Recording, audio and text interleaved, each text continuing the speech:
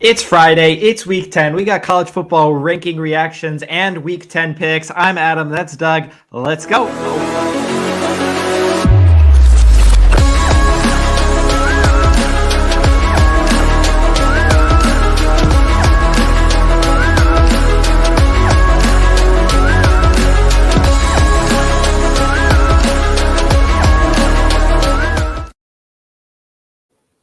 Played the wrong intro on that one. My apologies. College football, it is Friday. We got a great slate of games for you tomorrow. Big games in the Big 12, even bigger games throughout the SEC West and SEC East.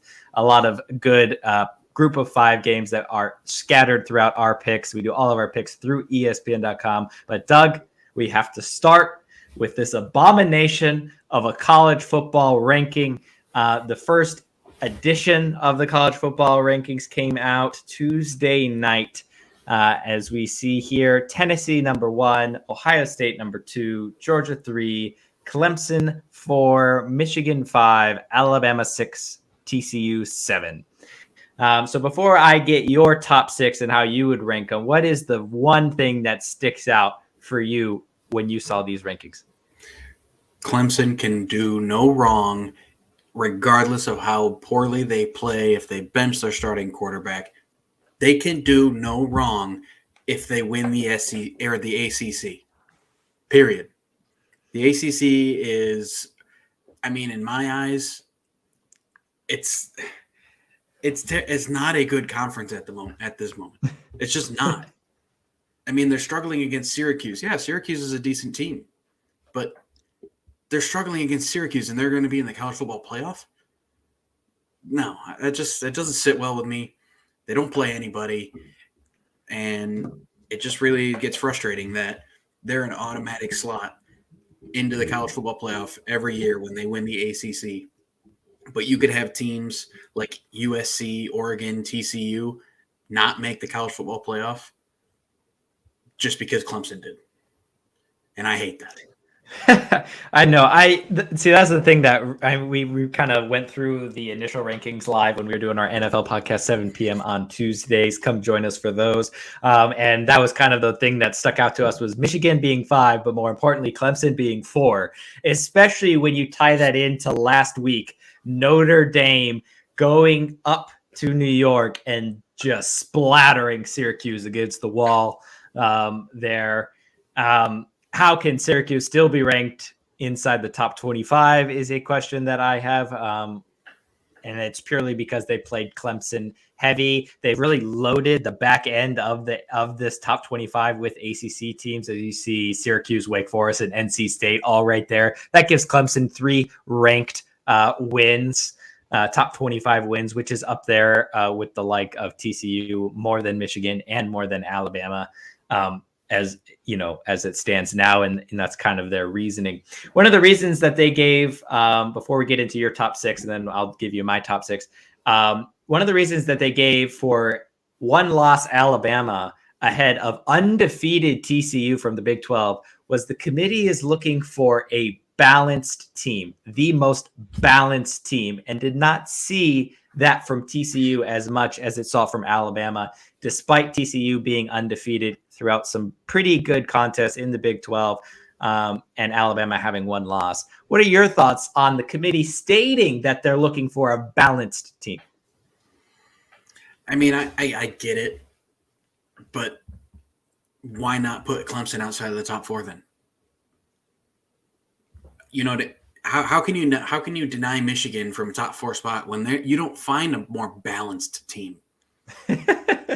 We're okay throwing the ball. We can run on anybody, and our defense is outstanding.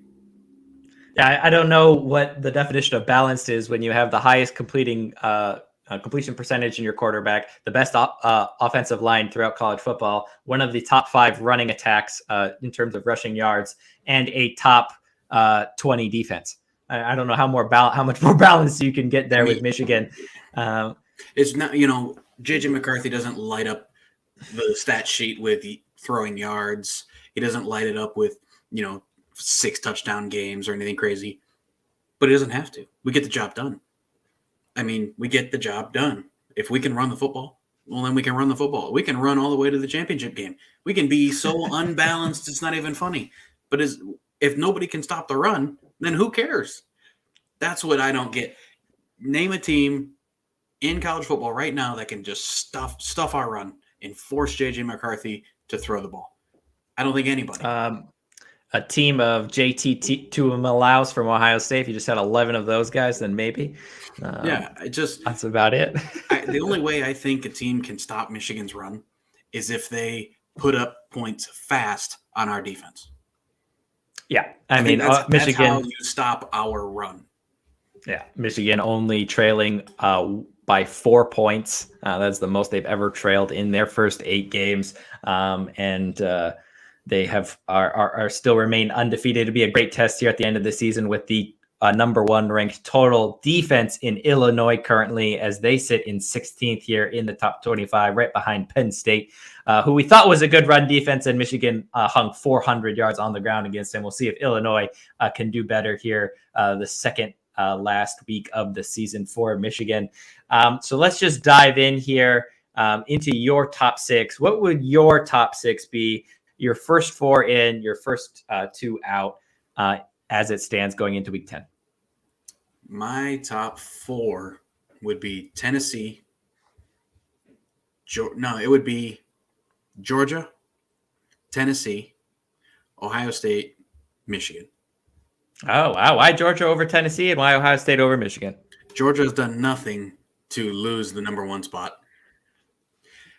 And Tennessee. So are you part? Wait. Pause there. So are you part of this wagon where you're the defending champion and it's you start at number 1 and then it's yours to lose thereafter? So you basically, as long as you don't do anything to lose it, it is yours due to respect.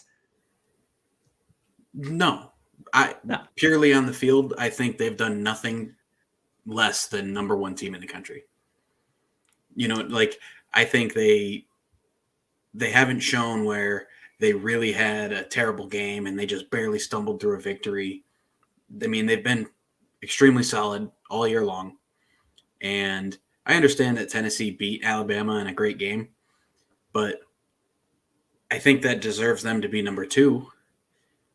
But I don't know. I mean, the way that Georgia destroyed Oregon in the beginning of the season and how Oregon is showing that they're a really good team. That wasn't a fluke or anything. They're a good team. So they deserve to be ranked as high as they were. And now look at them. They're back to number 8, probably picked to win the Pac-10, the Pac-12. So the way they thrashed them in week 1 and then not missing a beat all season so far, I don't think that Tennessee dethrones them, but we'll find out this week because they play each other. Yes, we will. So that's another reason where it's it doesn't really make a difference who you put where because they're playing this week. That's why these rankings don't necessarily matter as much today. But for that reason, I picked Georgia as number 1 because they haven't done anything wrong. Tennessee, number 2. Ohio State, number 3. And then Michigan, number 4. Okay, and then who is 5 and 6 for you currently? Teams kind of right there on the edge, looking in. If something shakes their way, they can have a good shot at making the college football playoff or making a move into the top 4 before the end of the season. Number 5 to me is TCU. They have too many good wins under their belt. They're undefeated. They play in an extremely tough conference, and they've won every game they had so far. They've had a couple of close games, but they are against really good teams. So I have TCU at number 5. Number 6 is where I try to not let my bias get involved of just my hate for how Clemson can do no wrong. But Clemson's undefeated. I mean, Alabama is clearly a better team than Clemson. But this is a tough one for me on who to put 6. If I'm going purely off of who I think is a better team, which is kind of how the college football playoff works, that's why they have the committee now, I would put Alabama at 6 and Clemson at 7. Okay, so there you go. One loss, Alabama staying right there at 6th, but a shakeup in the top 5 for you. For me personally, I would keep Tennessee 1 because they have done something in my eyes to deserve to be number 1, which we're talking about the best teams in college football here. We're splitting hairs, but when you beat Kentucky the way that you did last week, you have that great win, a very great passing offense and total offense with Hendon Hooker there at Tennessee. I think that they've done enough for me to deserve the number one spot. And I'm okay with that. I wouldn't, you heard me at first. It said Tennessee number one. And then I was like, you know what? No. Because I'm even to the point you asked me, I've been thinking about it all day. And till the point you asked me, I still wasn't sure who I wanted number one. So but since they play this week, it kind of I was like, let's just keep Georgia there. Yeah, they definitely between the hedges there in Athens, Georgia, a great matchup, 3:30 tomorrow on CBS. It's part of our pick, so we will get into that game here in a little bit. But for me, I got number one is Tennessee, and number two, I got really 2 and 3.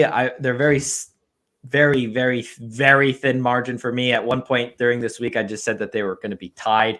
And that is Georgia and Michigan. I would put Michigan at 2 currently, Georgia at 3 if I'm really splitting it. And the only reason why is because of the fact that Georgia had back-to-back weeks there against Missouri and Kent State, where it was like touch and go there until late of the third quarter or even in the middle of the fourth quarter there for Missouri. And so for that reason, I like the way that they play. And I had such a big issue with the committee coming out and saying that they're looking for balanced teams, because both Michigan and Georgia have an identity, and everyone knows the identity when you go to play them. It's just whether or not you can stop it. And we have seen so far this season, 16 up, 16 down. No one has been able to stop it. Michigan put up 400 yards rushing against a team that was keeping teams to under 80 yards per game, and they put up over 400 on them. That is a statement. That is how they are going to play. I like Michigan at 2, Georgia at 3. 4 for me would be Ohio State. Remember, Penn State against Michigan and against Ohio State had third quarter leads against both of them. And they end close games at that point in time, fourth quarter lead even for Penn State before Ohio State dropped 28 on them there late in the fourth quarter. So they both played Penn State. Baltimore Ravens syndrome. Yeah, exactly. Right. I mean, you think about it that way. If they could hold on to those tight leads there and not get blown out, Penn State would definitely be higher up on this list. Maybe the highest ranked 2-loss team, but that belongs to LSU at 10. And so for me, I got Ohio State. That's their best win is away to Penn State. I think that's a very solid win. They're currently ranked 15th here, but I think throughout that Penn State game did show me that Ohio State, if they can't run the football, you can slow them down a little bit. They rely on the run game a little bit, maybe too much. We will see, obviously, when we get to the game at the end of the season, how that all shakes out, as we expect Michigan and Ohio State go to undefeated until that game. But for me right now, I'll put the Buckeyes there at 4. 5 has to be TCU for me. We talk about knocking teams a little bit for playing a little bit close games there. TCU double overtime win, 2 comebacks there against Oklahoma State and Kansas State, going down by multiple touchdowns there early and storming all the way back to get good victories against. We see Kansas State there 13th. Oklahoma State, I think, is on here there at 18. So great wins there. They're undefeated. They need to be number 5 for me. Despite their close games, they've made it through. It's easier to lose a game against a good opponent than it is to beat anyone. And so I got TCU there at 5. I agree with you when you say about what I think versus what is on the field. I'm a big proponent of earning your spot. So you have to earn it. Clemson is undefeated. Yes, we don't think that they're as good as they used to be. Yes, we don't think highly of the ACC, even if the committee has 3 teams ranked in the top 25 here in Syracuse, Wake Forest, and NC State. But they're undefeated, therefore they're 6.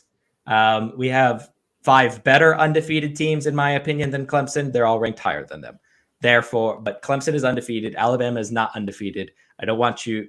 You haven't earned it to me, and therefore I got Clemson there at 6. So there are my top 6. Granted, We got a bunch of great games this weekend, so a lot can change. We will learn a lot of Clemson as they travel to Notre Dame. We will learn a lot of Alabama as they travel to LSU, and we will learn a lot of Tennessee as they travel to Georgia as we get into our Week 10 college football picks here on the webcast. We do all of our picks through ESPN.com, so go ahead and make your account and pick along with us. We do our NFL picks on Tuesday, our Premier League picks on Wednesday, and our college football picks here on Fridays. We are carrying a 40-29 record. Let's try and crack the top 100,000 this week with a great slate of games that start off with Baylor at Oklahoma. Oklahoma, 4 or 5 consecutive games of letting up 40 points. I mean, go all the way back to that Kansas State game. Seems like forever ago when Adrian Martinez went in there and dropped a 42 or 49 points there in Norman. But that has just been a trend against Oklahoma, except for last week when they beat Iowa State 27-13 on the road. They return now to Norman to take on Baylor, who have won 2 straight of their own and sit at 5-3 as well. A little surprised on kind of how, this is almost, 68 to 32% lopsided for Oklahoma there at home. We've seen teams go into Norman and batter that defense, even with Brett Venables as head coach there. They got a little bit better last week against Iowa State. Do you think that they can hold Baylor to under 40 points? I don't think Iowa State's as good as Baylor. I think Baylor has a really good offense, and I think Baylor. I don't agree already with these percentages, and I think Baylor's going to go to Oklahoma, and they're going to put up a lot of points on them. I don't think their defense is very good. Yeah, I mean, I agree with you. Iowa State not known for the offensive side of the football. Oklahoma even going for a fake field goal into a touchdown there and to start off that game. And so I agree with you. I kind of like Baylor to go into Norman and give it a good fight. I think this game's going to be a lot closer than the score line. I could see Oklahoma, getting a good stop late that maybe keeps Baylor down, but I like a close Baylor win here to start off. As we move to the game of the weekend there in Athens, Georgia, Tennessee Volunteers traveling to take on the Georgia Bulldogs. Last time Tennessee went on the road was a couple weeks ago. They hung 40 in Baton Rouge on LSU. And I think the most important statistic in that whole thing, they only punted twice and had 0 turnovers there in that environment. We talk about Georgia's defense and it maybe being a step up from LSU, but the fact that you can go into Baton Rouge and not turn the ball over is a good recipe for success anywhere in the country, and that includes a place like Athens, Georgia. But Georgia, top 4 total defense, 10.5 points per game allowed, but they have let up over 20 to Kent State and Missouri. So what do you make of that? What do you see for Hendon Hooker and that top-rated Tennessee offense going into Athens? I see this as being a 34-31 game, Georgia edging them out in the final minutes of the game. I think this is going to be another Tennessee-Alabama game. Georgia's way better than LSU is, so I don't know if they're going to hang 40 on them, but if they do, I think Georgia's going to be running right with them. They'll hang 42. It's Georgia's, they're my number one, and I think they're going to show why they should be number one this week. Wow. Yeah. See, I've gone back and forth on this one, and I love me a home team. I am a sucker for a home game. I always lean with the home teams. In survivor pools, I almost predominantly pick teams at home. But the thing that has been eating at me is some statistics behind the college football playoff and the college football playoff ranking. 7 out of the 8 first edition first place teams. So the team ranked first in the first edition of the college football playoff, which in this case was this week, and Tennessee, 7 out of the 8 have made the college football playoff. Now, can Tennessee make the college football playoff with a loss to Georgia? Yes. I think it's close. It's there's a chance there. But I see Alabama beating Georgia in the SEC championship game. So therefore, I think that Tennessee will not be able to make it. Even though they've beaten Alabama, I think Georgia beating Tennessee, you wouldn't be comparing Alabama to Tennessee. You'd be comparing Georgia to Tennessee. And that is a head-to-head that Georgia wins if Georgia wins this football game. So the only other team, by the way, the team that didn't make it was Mississippi State, which, we remember them a couple years ago, that great run. Then they just totally fell off a cliff, kind of like how Kentucky usually does after like 4 or 5 games. Mississippi State just lasted 8 or 9 games there that season. We've seen Minnesota do it. Many teams have done it before, but Tennessee it does not resemble any of those past teams. They are a team to be reckoned with. Georgia last week in the largest cocktail party there in Jacksonville took on Florida, large lead early in that game, but 2 defensive mistakes really, an interception, short field, and then a defensive mistake led to 2 touchdowns for Florida. Those are the first 2 touchdowns that Georgia has given up in the third quarter the entire year. So they are great after halftime. But that was the first time that we saw that.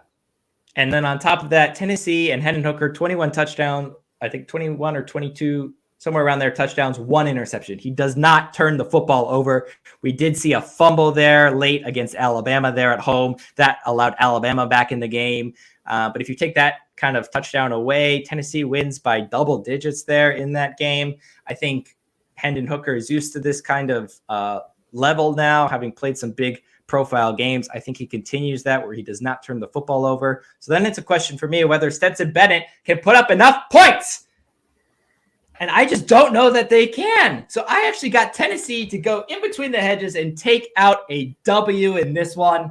I can see where the defense wants to show itself here in Georgia, maybe feeling a little bit disrespected. But I just do not see that offense making enough plays and preventing. I mean, if Stetson Bennett throws 2 interceptions in this game and Tennessee gets a short field, that's a recipe for disaster. I don't care how good your defense is. If you're giving this Tennessee offense a short field, you are going to be in trouble. And so I actually like the Volunteers in this one. We have a standoff. We have a standoff here. And I don't know. I just don't think Tennessee's defense is good enough to stop Georgia's offense. And I think Georgia's defense is good enough to slow down Tennessee's offense. Slow down, not stop. Slow down. I see what you're saying. I can see that. I am a sucker for a home team, especially one as good and talented as Georgia. They're going to be mad that they got booted from number 1. Yeah. They're going to be mad that they're going to feel like they got it stolen from a one-year wonder Tennessee team. Oh, they beat Alabama. Great job. We've beat them twice last year. Yeah, Georgia. But then look at LSU. Sorry, my mic is broken over here. LSU, right? LSU did the same kind of thing. Came out of nowhere. When were they going to get stopped? When were they going to fall? They had all of these great games lined up, but what did they keep on doing? They kept on winning and putting up big points. It didn't matter who they played. They just kept on putting up points. And I can see Georgia, obviously coming ready to play in this one. They had a great lead, 28-3 there against Florida last week. They let them back in the ball game. Maybe their eye was turned to this game a little bit there at halftime. A tough one. I could go with the Georgia win here for our consensus pick, but I will not be surprised if Tennessee does not lose confidence, go in there guns a-blazing and put up 31, 30 points maybe on Georgia's. And I just don't think Stetson Bennett can get that offense against Tennessee to score 32, 33, 34, 35 points. I just don't see it.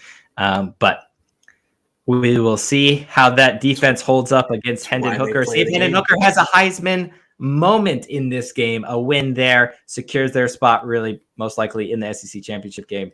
And that would be putting him firmly in the driver's seat for the Heisman. UTSA Roadrunners take on the University of Alabama Birmingham Blazers. This is secretly a crazy matchup where you have the 7th ranked total passing offense in UTSA taking on the 4th-ranked rushing offense in FBS in the University of Alabama, Birmingham Blazers. The funny thing about UAB is they've won every single home game this year and lost every single away game. That is why they sit at 4-4. Lucky for them, they're at home. I like a running offense to hold the ball there at home and give UTSA their 3rd loss, even with UTSA having the great seasons they've had in the past. I like UAB in this one. Are you with me on that? I am indeed, and they have a fire-breathing dragon as their mascot, so I will 100% pick them 100% of the time. Yeah, there it goes. There it is. Yep. Alabama is a big theme in this week's ESPN picks as the South Alabama Jaguars take on Georgia Southern here. If you go back a couple weeks ago, early on into the season, there at the deserted Rose Bowl in Pasadena, California, South Alabama went into UCLA and was driving late in that game with a 2-point lead. They drove, I think, 10 or 11 plays down to the UCLA 22 with just under 3 minutes left, 4th and 2, and they go for it to try and ice the game instead of kicking the field goal. And guess what happened? They didn't get it. UCLA drives 78 yards, kicks the game-winning field goal as time expires, and South Alabama has to return home with the L. Since then, only allowing 17.6 points per game against, and that includes on the road to UCLA in total. They travel to Georgia Southern, who boasts the 4th-ranked passing offense in FBS. Absolutely incredible. 30.4 points per game for them, and they are at home. But who do you got in this one? I am leaning Jaguars all day. Thumped Arkansas State, who we saw against Ohio State, put up a decent fight there in the first 2 quarters. I like South Alabama. I like South Alabama too, just because I think they deserved that win against UCLA, and I think they should win. They should definitely win out this year. Yeah, absolutely great performances. You love to see these kind of little schools go against some of the blue bloods, top Power 5 teams, and give them a run for their money. Liberty always trying to do that. Last week, a great win. 2 weeks ago, because last week they were on a bye. Great win against BYU. I guess seems like every week we're comparing teams that have played BYU. Arkansas also played BYU. I don't know how many games BYU has on their schedule. Oregon.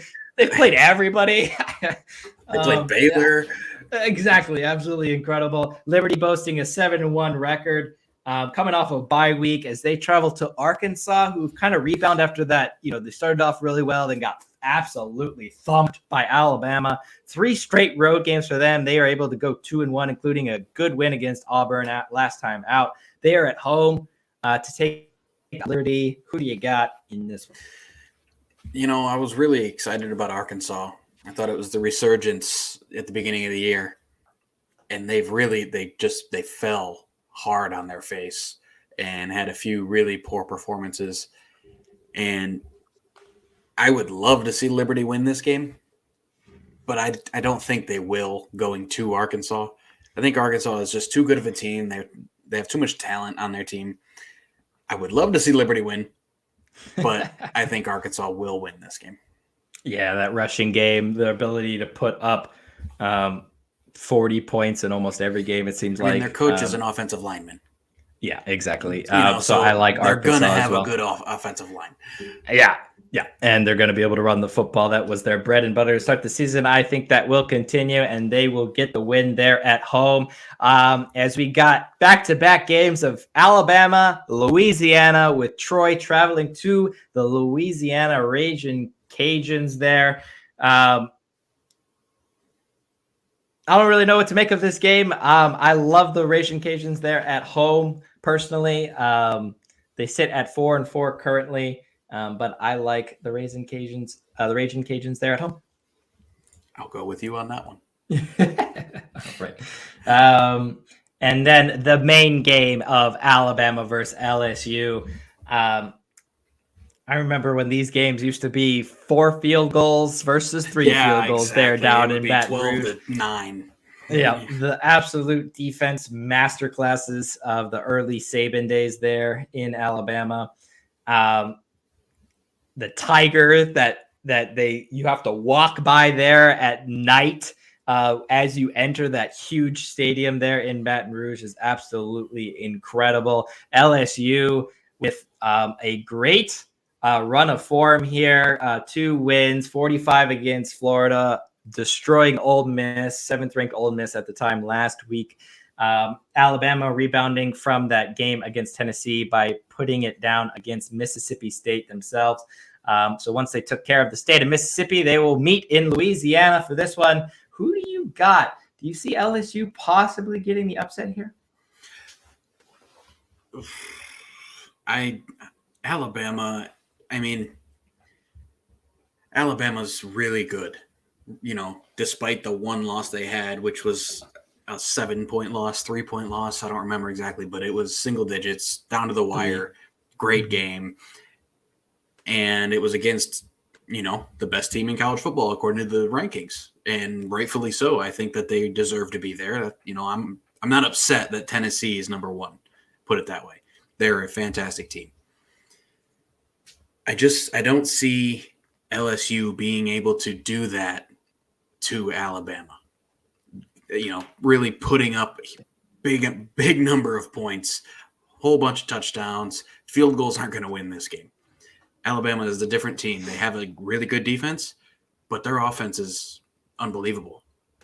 And the only reason I would give LSU a chance in this game is because they are at home and they play much better at home, as most people do. But I think that Alabama is too good for LSU.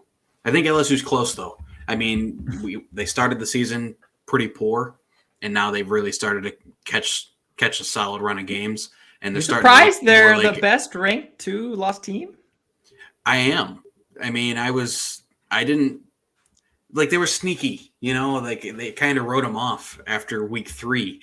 And then next thing you know, they're just winning game after game and proving that they're a good team and they're still LSU. So I like this one to be a good game, but I think Alabama's going to win. Yeah, I mean, Jaden Daniels has been playing great. 12 touchdowns, 1 interception. A great performance against Ole Miss last time out. But I agree with you. Bryce Young has a composure of a kind of experienced veteran, I guess I would say. We saw him cool as ice there against Tennessee in that environment with the score going back and forth, needing to perform on every single drive. And coming off an injury and getting beat down time after time after time against Tennessee, and just coming back and putting up plays. Alabama with the lead late just couldn't hang on there at the end against Tennessee. LSU, on the other hand, got smacked by Tennessee a couple weeks ago. Despite Jada Daniels' good performance of late, I do like the Crimson Tide to go into LSU and take care of business and keep their control over the SEC West. Daniels only has 12 touchdowns, and Hendon Hooker has 21. Yep. That's the difference. I just don't think they have the firepower to do it. I think their defense may be able to slow them down. I really do. I think this is going to be a great game. I don't know if they have enough to beat Alabama. And that's just kind of where I'm at. They don't have that, really superior threat on offense. Yeah, I agree with that. Alabama going into Baton Rouge and picking up the win. Can Texas go into Kansas State and pick up a win? Texas have lost. Both these teams lost to Oklahoma. Texas lost to Oklahoma State last time out. They're on a bye this past week. So 2 weeks ago, they lost to Oklahoma State. They lost their last 2 road games. They now travel to Kansas State, who we saw put a beating down on Oklahoma State last weekend, 48-0. Will Howard just went off. I did this podcast last week previewing Kansas State versus Oklahoma State, and I was edging for Adrian Martinez to come back to give them the best chance of winning because I thought Oklahoma State was so good against the pass. Mike Gundy came out after the game, said he tried something new in practice, and he's just, with all the injuries they were having, and you could tell it had to have had some effect. They looked just a mess, slow, all over the place there against Kansas State as they just murdered them 48-0 last week. So I'm going to blame that on coaching, and we're going to skip over that one, even though Will Howard 4 touchdowns there on the day. Quinn Ewers, though, last time out, losing on the road to Oklahoma State. They lost to Texas Tech last time they were on the road before that without Quinn Ewers. Ken, with the bye week, do you think Texas gets it right as they travel to Kansas State? Do we Keep know their Big 12 hopes alive? Is Adrian Martinez playing? I think it's up in the air. I think I don't know that they've made a confirmation. Either way, I still like Will Howard. I think he's a good quarterback too. But I have Kansas State in this game because they just continuously show that they're a really good team, and you cannot slip up on them, even if you are as good as Oklahoma State, who I've been high on all year. And then they got beat by TCU, and I was still high on them. I still thought they were a great team. It was a great game. And then they get absolutely thrashed by Kansas State. And honestly, I don't care if all of the players stayed at home all week and never touched a football field until that game. They still shouldn't have gotten beat 48-0. I mean, there's that. So it's something that Kansas State did. Kansas State obviously beat them down. Now, granted, I think coaching is a big part of it as well, but Kansas State, they're showing that they're a really good team. And if they have Adrian Martinez, who is arguably their best player, they're a serious threat. And I think that Texas need to watch out. Yeah, Quinn Ewers' first real road test as a starter there last time out 2 weeks ago against Oklahoma State. 2 touchdowns, 3 interceptions.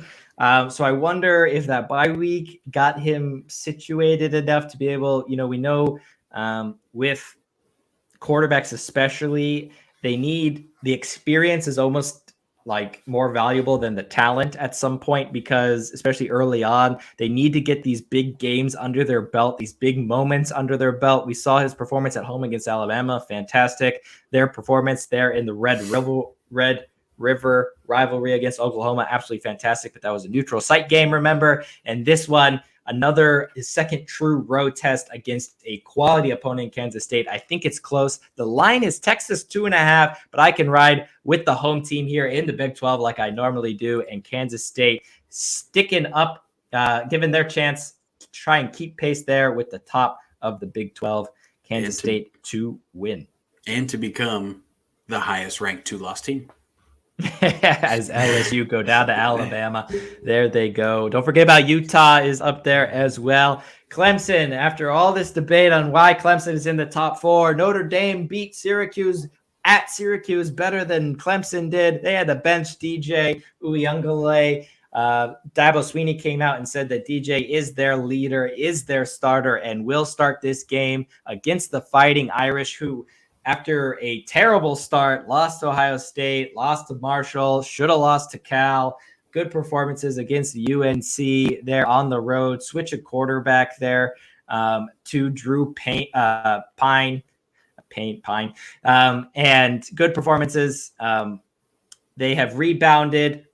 They are 5-3, but they play terribly at home. I mean, you just can't get away from how bad they are at home. Lost to Marshall, should have lost to Cal, lost to Stanford, and they beat UNLV 44-21. Can they beat a actual good quality opponent in Clemson at home?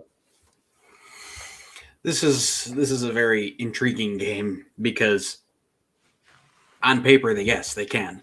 They should be able to. But they just, like you said, they just have poor performances. They have the talent. They can bring in talent. And I honestly think that they do have a chance to win this game.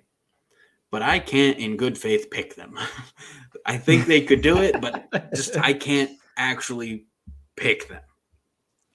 I want them to, because I want Clemson to go down, because I think that has a better chance of a better team getting into the playoff. And I'm not super high on Clemson, and neither are you. But if they give them this loss, then that changes everything. Even if they win the ACC, they're now a 1-loss team.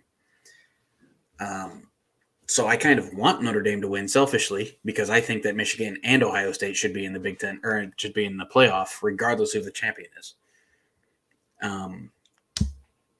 Yeah, I have to pick Clemson though because I don't think Notre Dame. I can't pick Notre Dame because they have terrible games.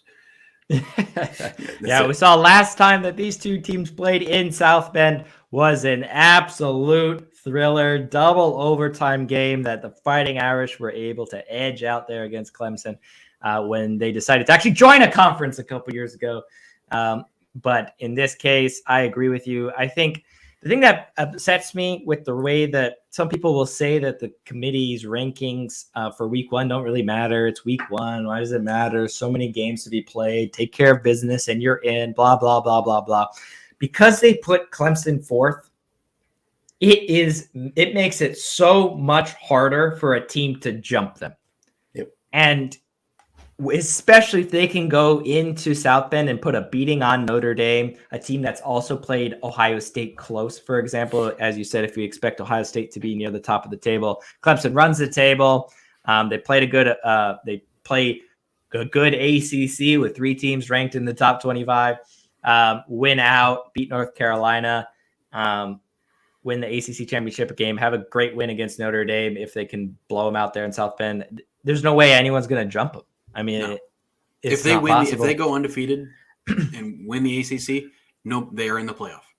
Period. Yeah, it doesn't matter. Even if you're looking. Yeah, it doesn't matter if it's a one-loss Alabama, Georgia, and Tennessee, who we believe are arguably better than Clemson. So, yeah, but none of them will jump them because only one would jump them, whoever wins the SEC. Yeah, in that scenario would be Alabama. Yeah. That's the thing. I think you earn it on the field of play. If you go undefeated, you have a good chance. Like you should be. I think you should be in over a one-loss team, despite the good competition. But I have a problem if we have the SEC champ will get in, the Big 12, the Big 10 champ most likely be undefeated and get in. And then if we have a Big 12, if TCU can run the table and be undefeated. Now we have some debate going on who's going to be in, and I don't like that. So I think the world is hoping for a Notre Dame win here, but I think Clemson will take it. Yeah, I agree. I mean, if you go undefeated, you should have a chance. But like when you go back to UCF, they didn't play anybody and went undefeated, so it's hard for me to say they're better than a one-loss Michigan. Yeah, I get it. So I just have a problem with the whole structure. Should be on the field of play. I agree. But if there was a bigger playoff system, then absolutely put them in and then make them fight their way to the top. Go through a few games, not just one game, and then get absolutely trashed like Cincinnati did one year when they got in and Alabama destroyed them. And it wasn't even close. So to me, yes, you have to win on the field and you can't control your schedule. But if your schedule is terrible and you win every game and there's another team that goes one loss, two losses a stretch, but goes one loss and wins their championship or wins their division, then they should be in over a team that doesn't play anybody. And it looks like we lost Adam. So I'm going to continue on without him here. We go to NC State versus Wake Forest. This is one of those ACC matchups. And honestly, I think they're both pretty solid teams.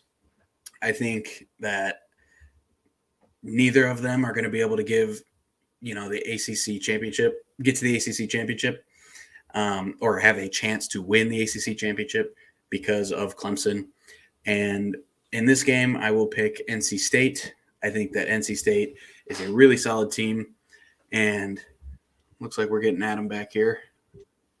Yeah, sorry about that. I got bounced off there. Yep, can you hear me? Can you hear me okay? There you are. Hey. Nice. And you're back. Yeah. You missed my rant. Oh, what was the rant? Sorry about that. Yeah. No, I was just talking about Clemson and how I don't think it's fair for – I understand that they can't control their schedule and they can only play who they play. But that doesn't mean that a one-loss team who loses to a two-loss team is a stretch, but a one-loss team that loses to, a top 4 team in the country, and it was a great game, like in Alabama, for, say, I don't think that they should get in over them.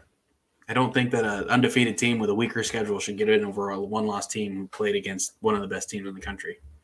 Yeah, especially if they go and avenge that loss in the SEC championship game. But I think our problem too right now is currently you have 2 undefeated teams that are ranked behind them, and that is garbage. So I don't care what metric you are using to compare teams, Clemson loses that battle. And it's just straight out fact. But we'll see what the committee does with the winner of Wake Forest traveling to NC State. Maybe they will be the highest ranked 2-loss team after getting a top 25 win this week, whichever one goes on top. I did catch you got NC State in this one. Yeah, I think NC State's going to win this game at home. Yeah, I would give that to you as well. 17.4 points against a close game against Syracuse, a close game away against Clemson as well. Winners of their last 3 at home pretty comfortably. Good win against Virginia Tech last time out as well. So I like NC State there at home to take care of business against Wake Forest, who came off the battering away to Louisville last time out. So I like NC State there as well. As we are done with our Week 10 picks, all 10 picks are in. A great slate of games. We got the World Series going. Hats off to not only Justin Verlander for getting his first World Series start and win. Not first start, but his first win as a starter. World Series. In 8 World Series appearances. The first combined no-hitter in World Series history is now the record the Astros hold. And that is fantastic. Phillies have been amazing. Late game action last time out, holding on to a 3-2 lead there for the Astros. Great glove play there at first base with the snag off the wall as well. That's in the bottom of the 8th and the bottom of the 9th inning to keep that lead there. 3-2 winners on the day as we move into game 6, is it now? Yep, Houston versus Philly. Philadelphia is flying, huh? Absolutely flying. The Philadelphia Union in the MLS Cup against LAFC this Sunday. Absolute fireworks expected there at Bank of California Stadium there as the second team in LA. Yes, I said it. The second team in LA take on the Philadelphia Union. The Eagles obviously taking care of business there in Houston on Thursday night. And the Phillies in the World Series. Not too bad of a time to be a Philadelphia fan. But we are all sports fans here, and we got great matchups in the Premier League. Chelsea, Arsenal, Liverpool, Tottenham, LSU, Alabama, Tennessee, Georgia, Phillies, Astros. This is the best time of the year to be a sports fan. Enjoy the great weekend, and we will see you right here on Tuesday to recap NFL and give you our Week 10 NFL picks. Until then, I'm Adam, and that's Doug. We will see you then.